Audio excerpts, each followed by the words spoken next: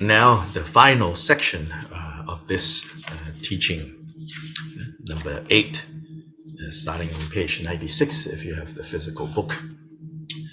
When is one ready to transmit the Dharma? So here Kyopa says, only then, which is only when you can settle into the meditative absorption. So in the section above, he says, right? For example, so again, the conduct of the great meditative absorption on page 95. Page 94, he was scolding those who, the so-called great meditators, and the way that you can be misled by your superficial experiences of having, like, an experience of vastness, or emptiness, or whatever you think are these profound experiences. If these experiences then lead you to being careless about your conduct, disciplined conduct, then he says, you are going in the wrong direction. And then he used this expression of, dragging down your lava, like disgracing your guru. He says, don't do that. Then in that next section, he says, when you're able to settle into this meditation, remember this meditation, right? It's not just like in general meditation. There is a specific context to the meditation that he's talking about here. The meditation that he's talking about here is the kind of meditation that you are engaging in after you have been introduced to the nature of your mind. And not only the fact that you have been introduced to it, but you succeed in being introduced to it. You recognize, and so introduction to nature of mind. Literally, that metaphor here is the same word used as when, say, you have never met someone and I know that person, right? So then I introduce you to that person. I say, oh, this is Mr. So-and-so. Oh, this is Madam So-and-so. Please meet, so-and-so. So introduce in that literal sense, that the guru has introduced you to the nature of your mind, and you actually recognize and say, oh, hello, good to meet you, So that's the initial realization.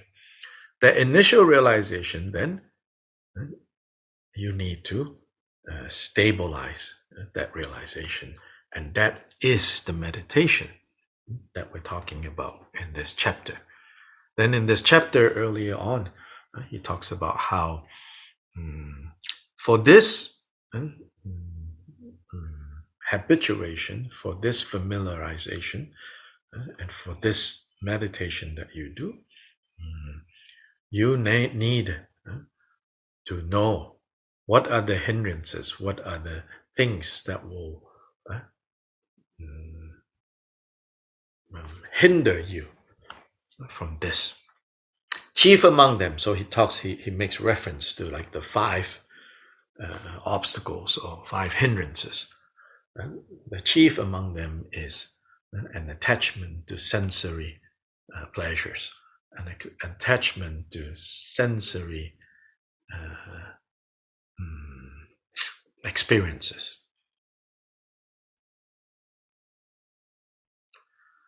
So there's a whole section where he talks about that and how to handle that. Then in the section preceding to this, he says, when are you ready to guide others?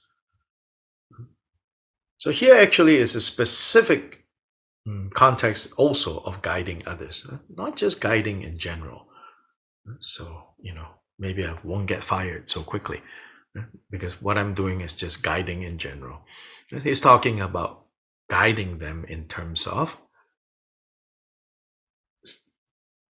attempting to, or then worse, pretending to introduce to them, to students, the nature of their minds. He says, for that, we'll look at today, he says, for that, only then, when you can meditate as described above, are you ready to begin to teach the Dharma and to become a master to others. If you lack that ability, you're not ready to work for the benefit of others in this way of introducing or pretending to or attempting to introduce nature of mind to students. Meaning, so the qualifications then is, it's not enough if you have recognized it.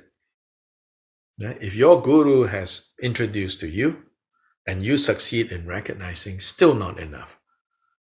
You have to have enough familiarity and experience in this nature of mind, recognizing your own nature, and worked on it enough so that you are no longer so easily dragged around by sensory experiences, by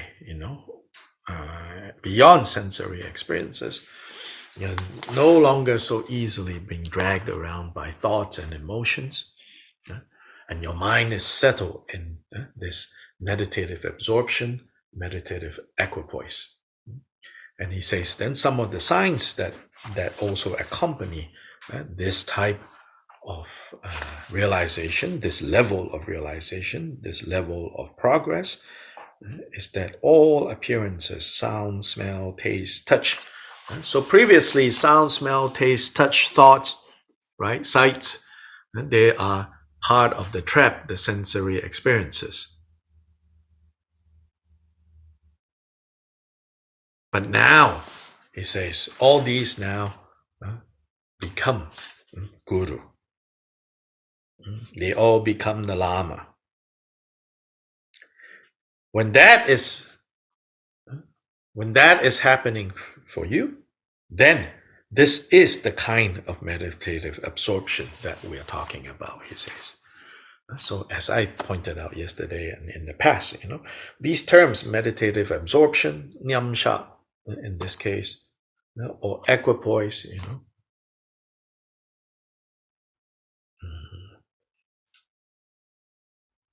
under different contexts, it's used in, slightly different ways. But here he says, what nyamsha are we talking about? We're talking about the kind of nyamsha, the kind of meditative equipoise, absorption. I don't know, the translations here maybe sometimes use this, sometimes use that. Yeah, that's also the flavor of Kyopa's teachings here. Anyway, he says, this is the kind of meditative absorption we're talking about. Not the kind where you're feeling very blissful and you can't hear sounds anymore, even though sounds are going on. You can't see any sights anymore, even though sight is still going on. Not that kind, but the kind where all the experiences, all the appearances that turn up, you recognize them as your guru. He says, then at that stage, you are ready to benefit others. Otherwise, you will be like a prematurely born baby that has incomplete limbs or ears that aren't fully developed. So don't hurry this. It's like trying to ask a woman to give birth before the child is fully and properly developed. Likewise, when you aren't ready for it, but take disciples under your care, you won't be able to influence their mind stream in a positive way. Even if you care for them for an entire life, no real disciple will emerge.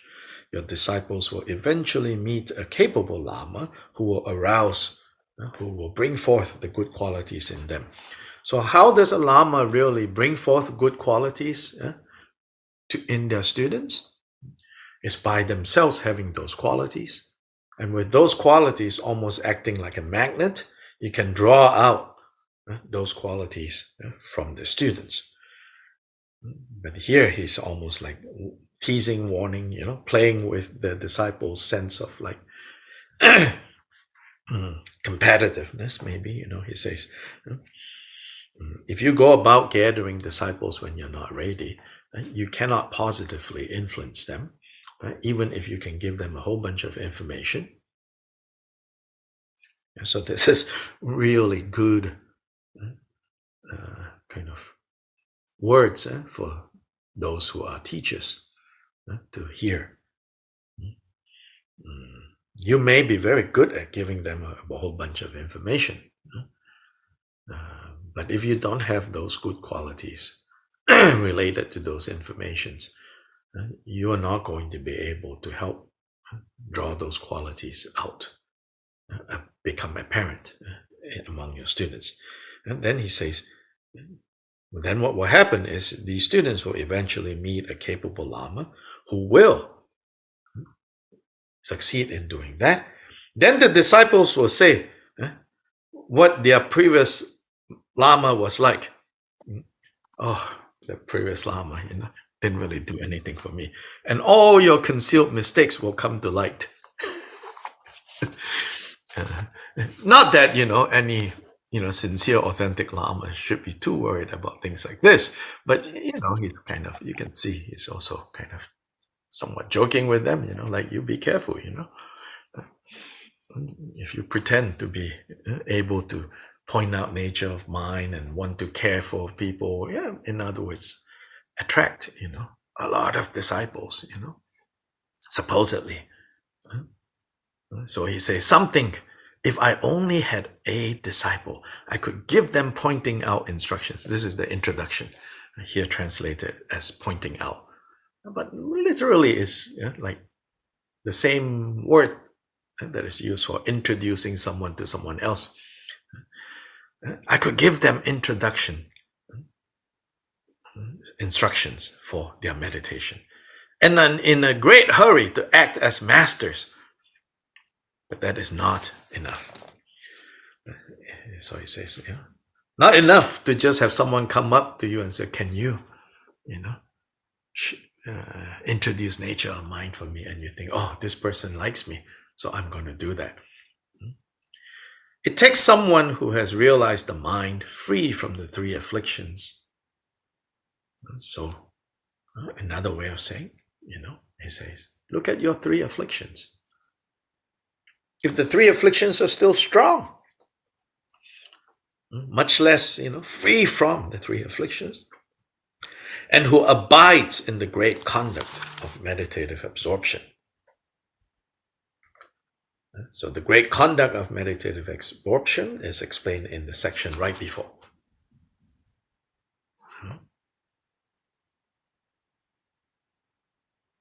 So this person needs to be free from the three afflictions. In that conduct, the afflictions, concepts, and everything that appears as the various outer phenomena is realized as being birthless Mahamudra. That's the summary of what it means to have the great conduct of meditative absorption. Again, here you see, it's not a mind that is not active. It's not a mind that is not in contact with sense objects, but rather a mind that has this understanding, this realization, that all appearances, even all kleshas, are but the birthless Mahamudra, birthless emptiness.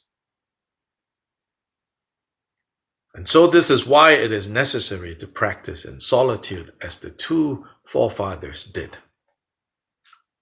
Here, translators say it's referring to Milarepa and Gampopa. Maybe referring to Pamadrupa and Gampopa.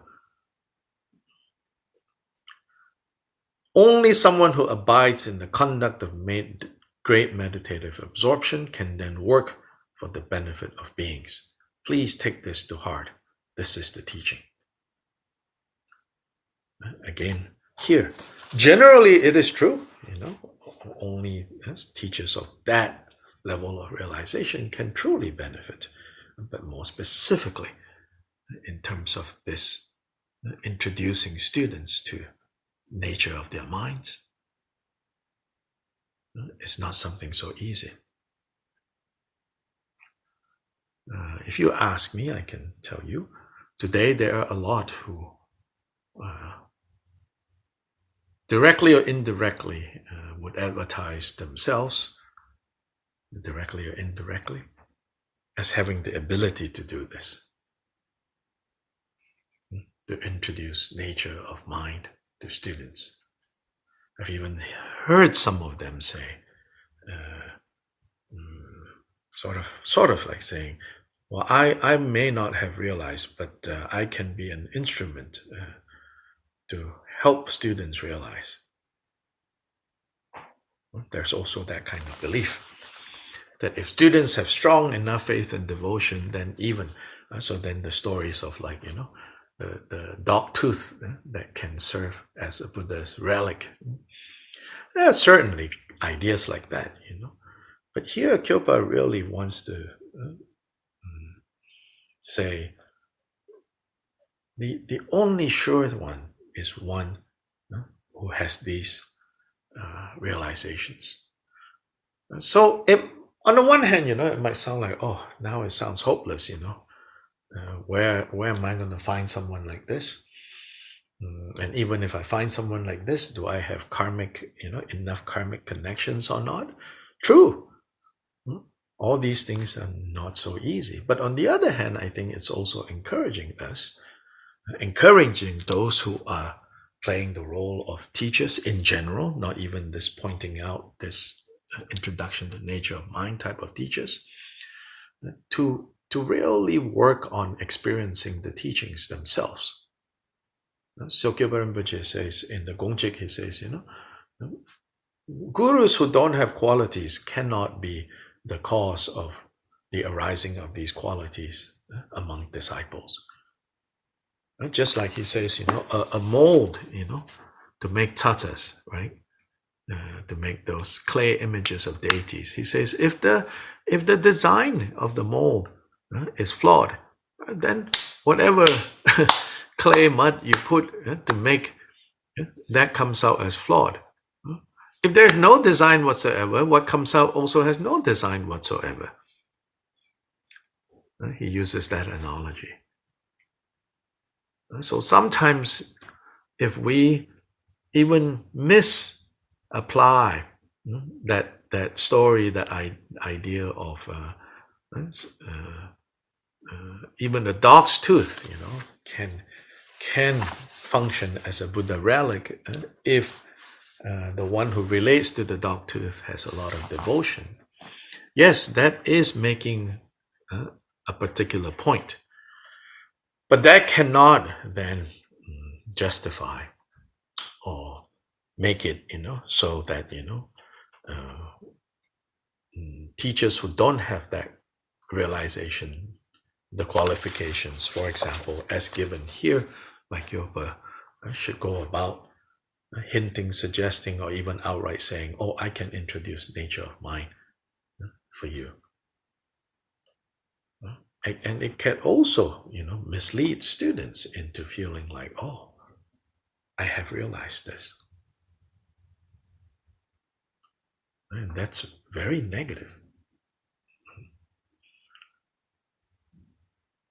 If you ask me, do I know anyone who has this ability? I said, at most maybe 2, 3. Who has this ability? At most, maybe. There may be more, but my karma not good enough to be able to perceive them. The ones that I'm able to perceive, maybe 2, 3 at most, maybe. Okay, don't go guessing, oh, which one are the 2 or 1? It's hard to say these things, hard to guess. The point is not to make you guessing. The point is to give you some idea. If you ask me, how many people how many gurus who have this, what is spoken of here, it's not something so simple, not something so easy.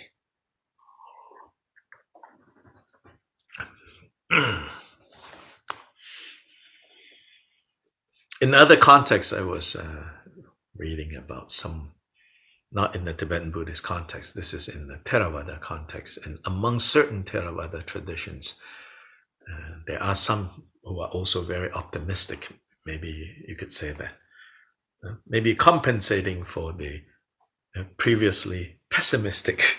The previously pessimistic attitude in Theravada is nobody can achieve any realizations anymore. Everybody has to wait until Maitreya Buddha comes back. And it will say, the last arhat, which in their system, right, is the highest realistic realized beings. Yeah? They say some even would say the last arhat, lived like in Sri Lanka, 374 years ago, then after that, no more, so there was this pessimism. And then now it's like left and right, people will make claims like, oh, this person is an arhat, or that person is a one step before arhat, and that person is 2 steps before arhat, or that person has unquestionably entered the ranks of those who call stream entrant, and they will definitely be arhats, when you're reading something like this or hearing something like this, I just want you all to be aware, don't fail to see something else that is going on. Sometimes they're not only talking about the fact that these things are possible.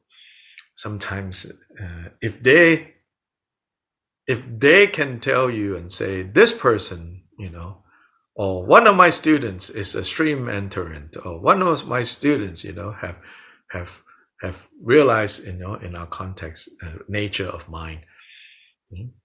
You also need to understand what they're saying about themselves.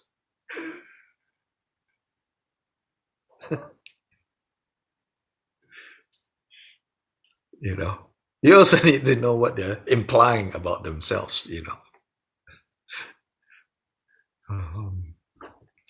So whether intentionally or not intentionally, there is some of this kind of stuff going around.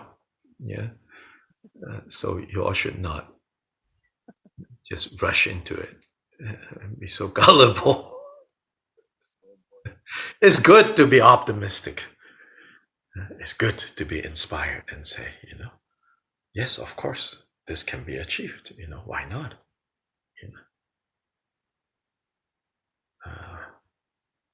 But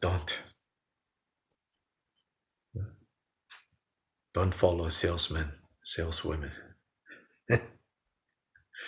They will sell you anything in order to make a sale for the day and meet the quota.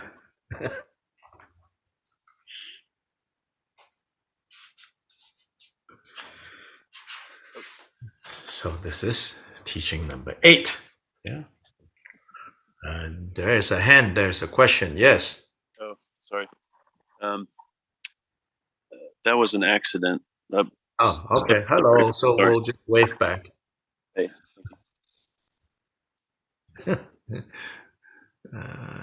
Let's see. Lower hand. Yes. Mute. And the 9th teaching. This one is the beginning section. I think it's a little tricky, the translation. Yeah. Anyway, we will do our best to go over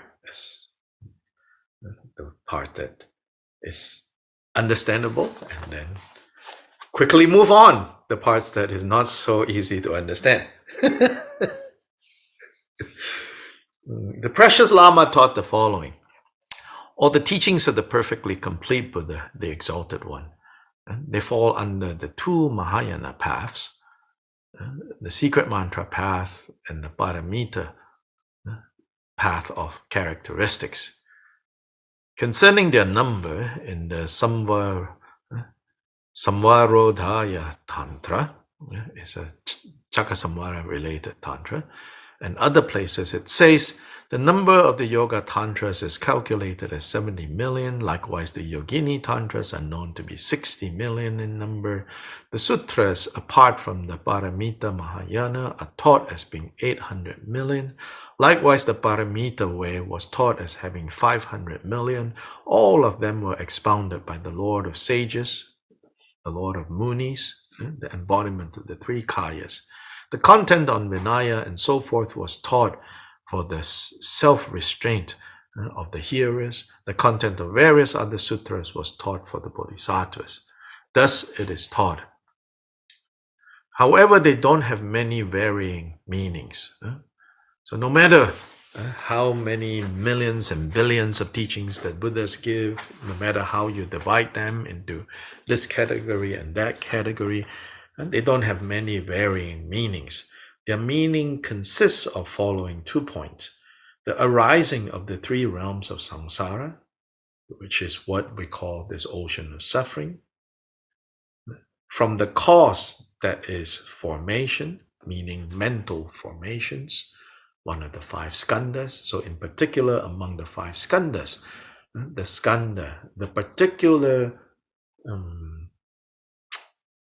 way the mind forms ideas, makes connections,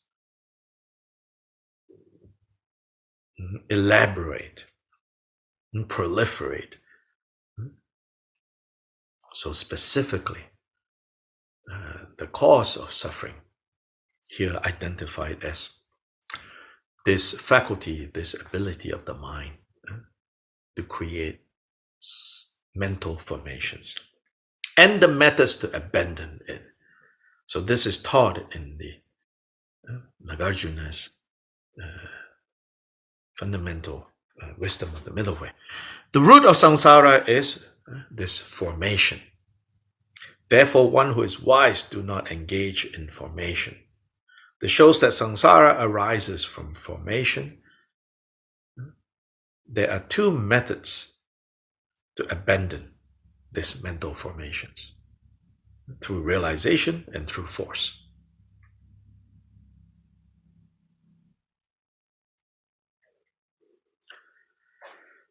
So mental formations. So if we look at it as part of the list of the 5 aggregates, then the order of that is, in a way you could say, the order of that. So in the 5 aggregates, you have form, sensation or feeling, then perception or recognition, then mental formations, then consciousness. In this list of 5, you can say that form is one necessary condition, there having been both inner forms and outer forms. This refers to materiality. And then consciousness. So form, in a way, you could say, is like the hardware, and the consciousness is like the software. So with form and consciousness present, then the other 3 are mental processes that take place. So when for example, when the eye as in, the organ for seeing, when the eye sees color, sees forms, then in that first moment, Vedana, or sensation, or also translated as feelings, takes place. And that feeling consists of only 3 types, Buddha says. Painful, pleasurable, neutral. So this is also this feeling is also the second of the four establishments of mindfulness. The first is body, second is feeling, Vedana. Vedana. So in that first moment where the I consciousness operating with a functional physical I touches, comes in contact with the object of sight, in that moment, a sensation arises. And that sensation is either a sensation of pain, painful, pleasurable, or neutral. In the next moment, perception or recognition occurs. It's like it registers as apple. The third formation, sanskara, not samsara, but sanskara. Yeah? The third sanskara is when apple, red is danger, red is delicious, all the stuff. Red delicious, then, Northeast US, whatever direction, right? Red, danger, apple a day keeps the doctor away, doctors are hard to see today, medical care is terrible, government cannot be, la la la la la la la la la. All of that, is various formations. Kind of simply explain. It's way more complex when you specialize in this area. I'm giving you just a practical level of understanding what this is. So that is samskara, all the different proliferations. So here, samskara is identified as that place where you can cut the confusion. And you say, oh, why not perception? Why not cut it there? Or why not cut it at feeling? Yes, maybe possible, but they are so subtle still at that level. If you can halt it at the level of formation, then that's a pretty good place, That's kind of the basic idea here. So then Gilbert says, so all the teachings is basically about samsara and how to abandon samsara. Buddha says, I teach only two things: samsara and how to abandon it, how to end it. Which is what Gilbert is saying here. Last night when I was reading this section, I thought, oh, I don't understand. But now, maybe it's okay. Last night, not enough merit to understand. I looked at it a few times. I said, what? I don't know. But this morning, borrowing your merit, it's a little bit more understandable. So then there are two ways, abandoning it through force and through realization. So there is the easy way and there is the hard way. But for the easy way, it takes a lot of right conditions. The hard way, it takes a lot of toughness. So which one do you prefer? The best is to combine both, having the toughness, develop the toughness, and also develop skill, so that you don't just need to use brute force, so this is it for today. Now dedicate merit with bodhicitta dedication. Changchu sem chorim poche 마게바난 게규제 게바냠바